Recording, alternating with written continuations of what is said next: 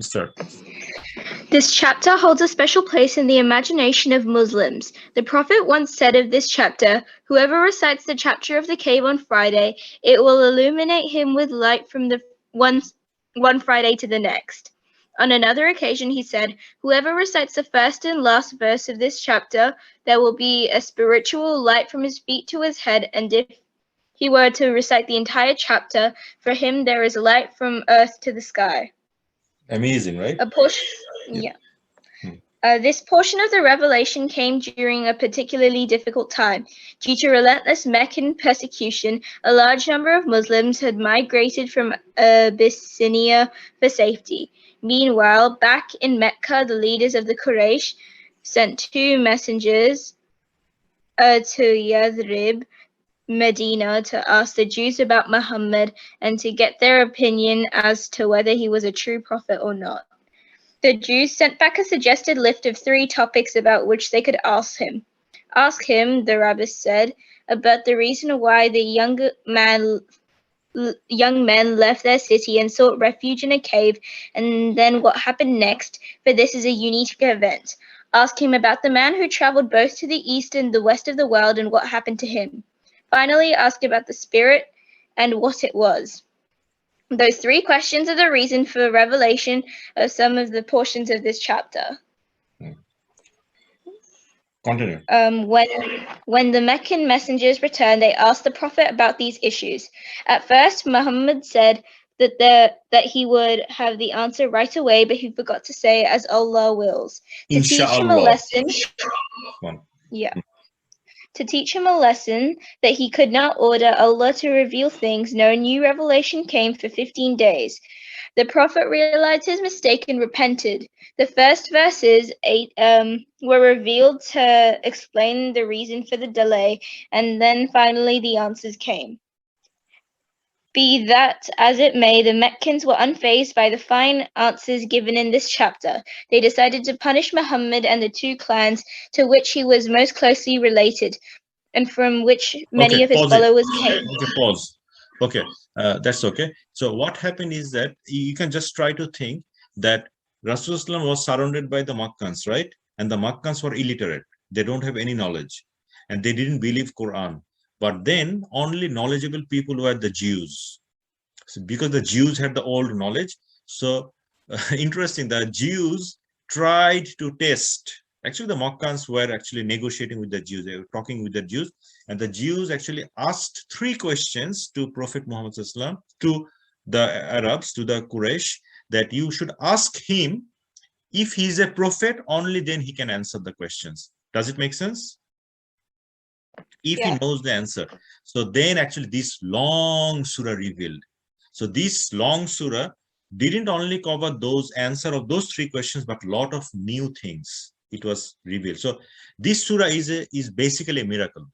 And when Prophet ﷺ, just try to think, Prophet ﷺ gave the answer, appropriate answer, and all the Jews were completely satisfied. And what happened? According to the logic, they should accept Islam. Am I right? Because they asked the questions, kind of to test Prophet Muhammad, but they didn't believe Islam.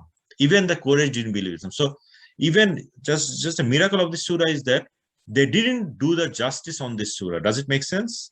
Because the surah was came as an answer to prove that Prophet Muhammad is a prophet. And the Jew told beforehand that if he could give the answer, then he is a prophet. But when Prophet gave the answer, they completely rejected him.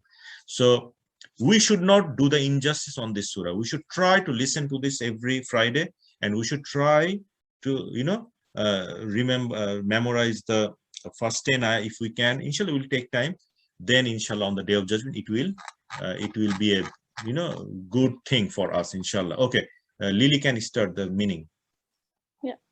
Praise to be to Allah, the one who sent down to his servant a book in which he allowed no crookedness. It's a book that's straightforward and so clear, so he can warn all people of a terrible penalty from him, and so that he can give good news to the believers who do what's morally right, that they're going to have an excellent reward, a reward that will stay with them forever. It's also a message that's been revealed, so he can warn those who say Allah has begotten a son. Okay, pause. So this is about the Jesus, because the Christians told that Allah has a son, like Isa alayhi salam, Nauzubillah.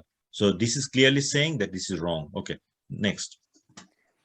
They have no knowledge that could justify their claim, nor did their forefathers have any certain proof either. It's really an outrageous statement that's coming out of their mouths, for what they're saying is no more than a lie. Perhaps you'll worry yourself to death as you follow after them, distressed that they're not believing in this narration. Yep. Next. Whatever riches and destructions that we've placed in the earth above a dazzling display by which we test them, in order to bring out those who conduct is the best. In the end, we're going to reduce whatever is upon the earth to dry dust. Dry up dust. Okay.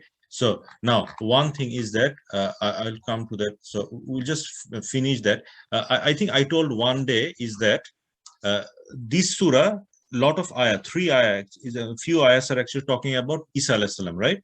Because Christian believe Isa alayhi salam as the prophet, as the son of God, right? And this surah is saying that he's not son of God. You do know on day of judgment, did I tell you that story that the baby girl who was buried alive, you know, I told that in one surah, right? She will be asked on the day of judgment, why were you killed? Am I right? Because Allah will be so angry against that father that he will not talk to him. So he will talk to whom? The girl. Am I right? Yeah. Okay. Similarly, in this surah, the people who believed, who actually claimed that Isa alayhi salam is the son, do you know on the day of judgment, Allah Rabbul Alameen will ask not to those people that why did you believe in Isa alayhi salam? No, never. Allah will never look at them because Allah will be very angry against them. So Allah will talk to Isa alayhi salam. Do you know what will he ask? And that question will surprise Isa alayhi salam as well. The question would be, even the question is written in Quran, that on that day I will ask him that, did you tell your people to worship you? Just try to think, suppose if you're Isa alayhi salam, suppose, and if Allah asks you that dangerous question, you will be surprised. Am I right? Yeah. Okay, just try to think the scenario that Allah will be extremely angry against all the Christians who actually believed him as a son. So he will not even talk to them. He will not look at them. He actually will ask Isa alayhi salam that, did you tell that you are the God? Now, definitely Isa alayhi salam never told that. Then just try to think the emotion of Isa alayhi salam. Probably he will be terrified when he will hear that question, right? And he will actually reply that, oh Allah, if I tell them, then you definitely know that. So you know the answer. So the same scenario of that girl, the newborn girl who doesn't have any idea of this world, she was killed, she was buried alive. She will be asked, why were you killed? The Allah will say. So this type of question indicates that Allah really loves them. That's why he will actually talk to them, talk to that girl, or talk to Isa alayhi salam, right? So this is a kind of different thing, and Allah will be extremely angry against other people. Okay, now the thing is that this is the companions of the cave. We'll talk on the next day, inshallah. That story, we'll just cover that. Okay, I think today we did enough, inshallah, and try to read that surah. Okay, this Friday, try to at least listen and try to read few ayahs, right? And I think I got the hadith here that Ahmed mentioned that hadith. Whoever recites the first and last verse of the chapter, there will be. So at least try to read first and last ayah. Okay, that's the easiest. Am I right?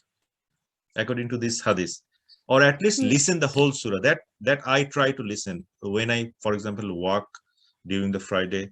Then I try to, in the headphone, I try to listen the whole surah. And this is a very good practice because the hadith is there, right? It will cover as a light to me and it will give the blessings. Okay, I think that's it for today, and try to practice, inshallah. Okay, this is surah. All the ayahs are very big, right?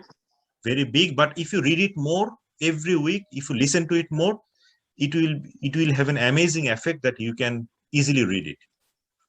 Although the ayahs are very big, but it will be very easy, inshallah. Okay, take care, all of you. Okay, and assalamu you. alaikum warahmatullah. Thank you. Walaikum assalam. Thank you. Assalamualaikum.